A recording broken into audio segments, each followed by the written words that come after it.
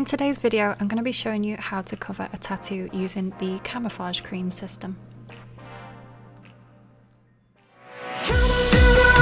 Dance to your drum, you got it now. Sexy, sexy. Doing the thing, louder, let's sing. You got it now. Sexy, sexy.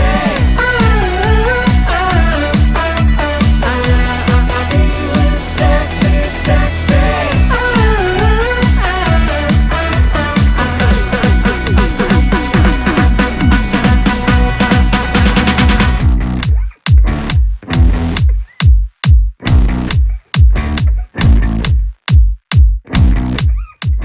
I started by using some toner over the area, and I just wiped down the tattoo to make sure I've got a really nice clean base to work from. I took some of the D32 colour from the Camouflage palette, and I'm going to start applying this to the black areas on the tattoo. I just used a really thin layer and just coated the whole of the black areas. I didn't want it to be super thick, I just wanted a really nice even coat over the whole of the tattoo. Sometimes you can switch this out for D30 as well. I do prefer this for skin tones 1 to 3 and D32 for skin tones 4 to 6 usually. In this case I just went in with D32 as that's what I had to hand. I then took a clean brush and I fluffed up my edges, so I really softened those out. This is going to help you later on because it'll give you a really nice smooth transition into the actual skin tone. Now I'm taking some translucent setting powder and I'm pressing that all over the tattoo. I'm using a cotton pad here, but you can use a velour puff if you like. I do actually prefer those, but again, just what I had to hand. Then I set my timer for 10 minutes and I waited until it went off. After my 10-minute timer, I brushed off any of the powder that was left on top. And then I used a damp cotton pad. And this bit's really important because it's going to get rid of any excess bits of powder stuck in the concealer. I like to lift my cotton pad up and just check to make sure none of the red is transferring. If it is, I just add a tiny bit more powder and set it for another 5 minutes. So now I'm taking a little bit more of that D32 colour and I'm applying it all over the tattoo again. You might not need to do this, it really does depend how well the red has neutralised those black colours the first time.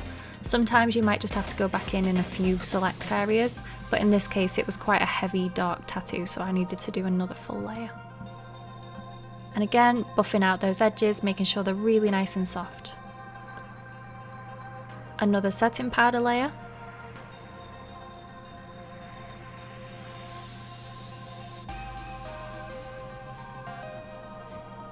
And then another 10-minute timer.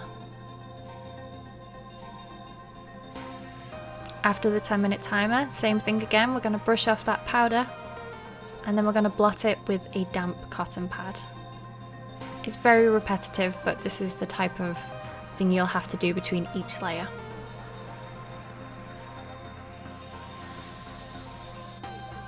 Now what I've done is I've taken out the actual palette from its box, and you can kind of match up the skin tones a little bit by holding it over the top of the client's arm, body, face, wherever it is you're covering. And I think in the end I went for the D64 colour. And you can see how I always decant them onto the palms of my hand. The easiest way to warm these concealers up is by mixing them on your hand. Sometimes using a finger to mix them as well, it just warms them up and makes them really easy to use. And then I'm pressing that all over the top of that red layers that I've done.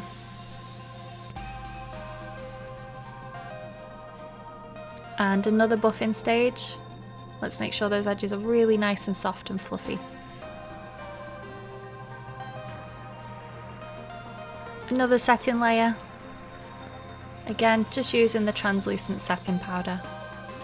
I find the best one for this is the Meron setting powder.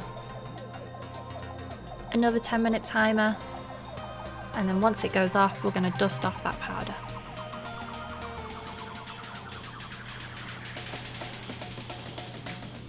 I spent a bit more time blotting this layer because I hadn't fully blotted it properly on the last one, so I had to really dampen my cotton pad and keep going in over the places just to make sure there was no bits of powder left in it. So this is an optional stage, it's something that you may not have to do on yours. I had to do it on mine because I've gone a little bit too heavy on the red. So because I could see the red showing through, I needed to colour correct the red. So I took some of the colour D2, or you can use D7, and I just added it over the top of my tattoo cover. And that neutralised the reds pretty well for me.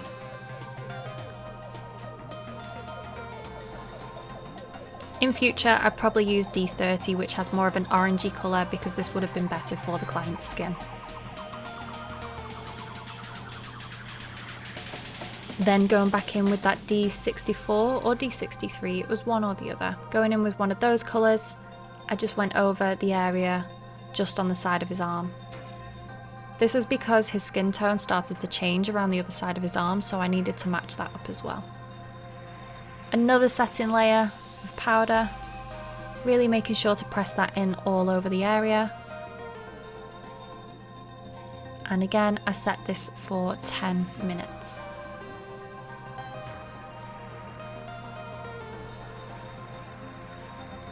Dust off the powder again, and then blot with a damp cotton pad. So now I can start going in with my foundation. So this is my last layer more or less, and I chose a couple of shades that were similar to the ones in his skin tone. Again, like I said earlier, just because his skin tone was starting to change around the other side of his arm, he had a really nice tan on one side, so I had to make sure that I mixed up some darker colours as I rotated his arm. And I spent quite a bit of time on this area because I wanted to make sure that I had good coverage, but also that it did match his skin tone to the best of my ability.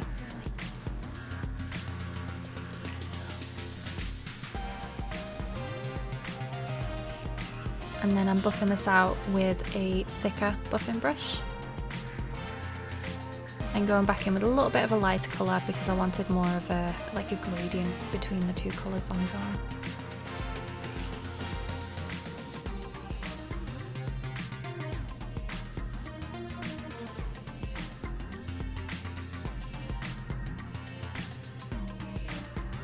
I did add a tiny bit of bronzer in one section just to help blend in with that shade on the other side of his arm and in a few areas as well. Then I took a lip liner and I added in some fake freckles or moles, whatever it was. And I just made those kind of really soft just so it started to look a bit more natural. Then I took a thinner brush and I took some blue eyeshadow and green eyeshadow and just a really light mix. And I started to trace the veins and follow them up the arm. Again, just to make everything blend in a little bit more so it wasn't as obvious. And this was my finished result. So you can see that the colour correction worked quite well. We still have a bit of texture, but that's okay because we're only aiming for 80% coverage. So if I wipe a section of this off here, you can see how well that's covered all those black lines. So the neutralisation layer that we did with the red worked really well because I couldn't see any black layers on the other side.